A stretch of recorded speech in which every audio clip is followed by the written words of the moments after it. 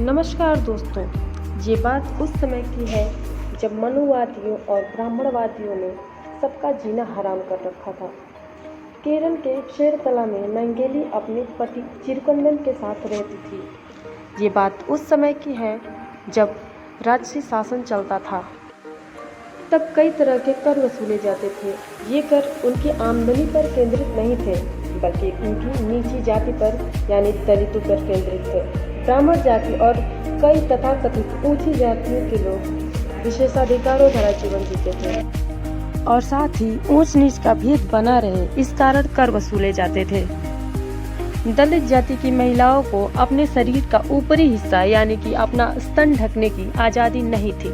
अगर वो अपना स्तन ढकती तो उनसे इस बात का भी कर वसूला जाता था। नंगेली दलित जाति की थी, इसलिए उसे इस बात का कर भुगतान करना पड़ता था। इसे मूलाकन भी कहा जाता था।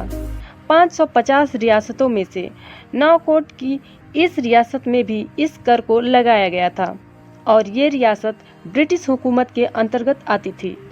नंगेली ने इस बात का पुरजोर विरोध किया। उसके विरोध का तरीका था अपने शरीर को ढकना, बिना स्तन कर भरे।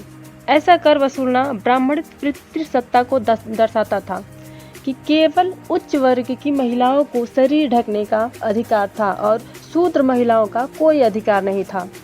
उस समय ये साहस तो अतुलनीय था।